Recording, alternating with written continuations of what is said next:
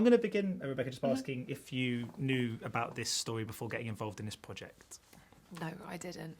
I think it's sort of a misunderstanding that lots and lots of people have heard of this story. It sort of, as far as I can understand it, it sort of existed in sort of online on the sort of 5 most shocking things that happened on television, but not much beyond that, which is, interesting when you think about it, because if it happened today, sure as hell that we'd all know about it a lot, and inappropriately so, in fact. And I was wondering, do you think that not going into this film, if you don't know, it might actually make for a slightly easier watch than for someone? Because it's one of those weird things, because I went into this knowing about it, and it made every second kind of excruciating, as you just felt we were just leading up towards the big finale. Yeah, well, I think that, we didn't consciously sort of do a dance of trying to hide what was going to happen, or because that felt exploitative, honestly, because it feels like you're sort of exploiting something for dramatic effect. The fact is, we know about this person because of what she did, but the film is an attempt to reclaim her life a little bit.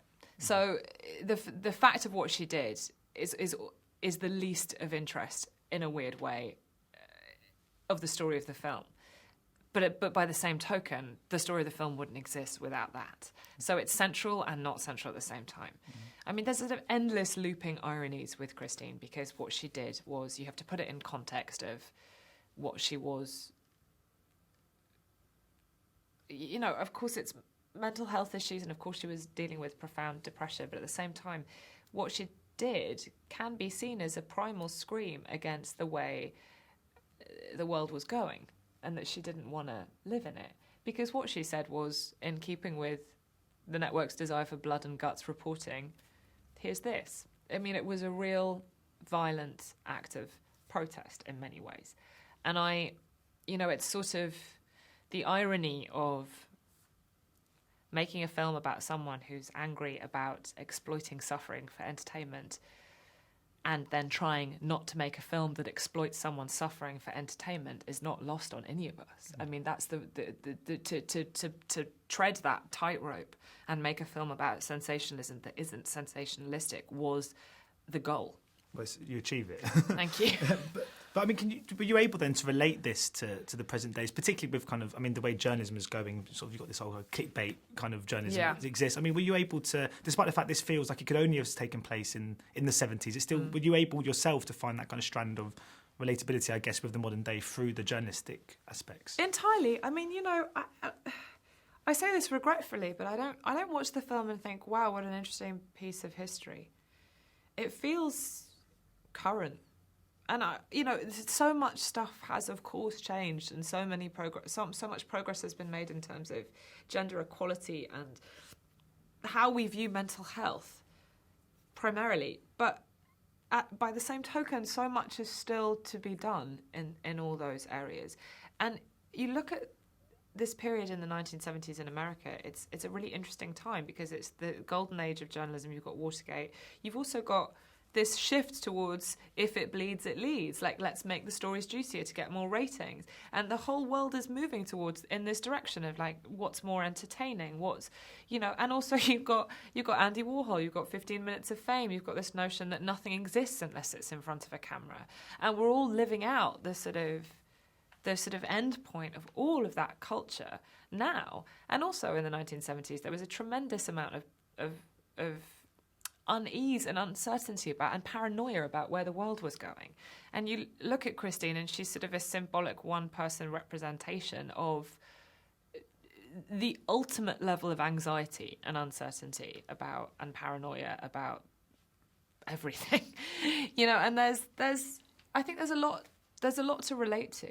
I don't think the film is, the film doesn't look at someone at a great distance and say, oh my goodness, what an awful thing. It does the opposite of that. It makes you get very close to someone who does something unthinkable and ask you to see what is similar.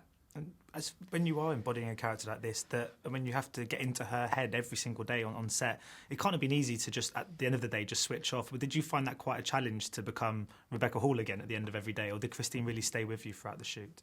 Yeah, I find this question really difficult, and I understand it's really important to answer because it was really hard. It was nigh on impossible, but I didn't give in to it because every time we got to rap and I'd been Christine all day long, and then, you know, I got out of my costume and I got out of the hair and I got out of the makeup, I felt it was my duty and my responsibility to remember that I am lucky enough to not have a debilitating mental health issue, and I do have the tools to make it in the world and deal with the pressures of my life and my profession, unlike the person that I'm portraying. And it made me remember that and pay tribute to that, because I felt that was respectful to her. To sort of wallow in a self-flagellating, this is so painful for me, I felt would have been disrespectful to her memory. That said, it was a real act of will, and I had to force it into existence. Because one of the aspects of Christine Chubbuck's personality is that she places an inordinate amount of import on her success in life, like how well she is doing something. The level of perfectionism is obsessive, and that was really hard to get rid of. There were nights where I would wake up with her voice in my head saying, you can be doing better, you can be working harder, why aren't you up working harder at this, why aren't you doing better? And there were some moments where I definitely went into some strange territories of finding myself at 3 a.m. sat up in my bed talking to the air, just saying, look, I'm doing my best, please let me go to sleep.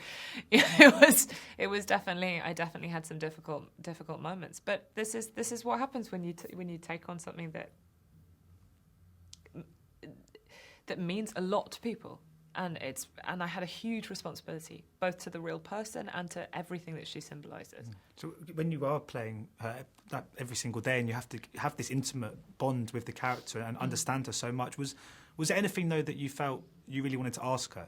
Was there any sort of questions that you really kind of had that when you were trying to kind of understand who she is and why she was like she was, I guess? Yeah, there were so many questions, but the thing that I kept coming back to was that it was a real strong sense that she probably had all those questions too. You know, I think she was spending her whole time going, why am I like I am? Why can't I just be, you know, I don't think she knew either. Ladies and gentlemen, you're watching Hey You Guys! Hey You Guys, huh? Hey You Guys. Is that from the Goonies? It is indeed, yes. Nice. Hey You Guys!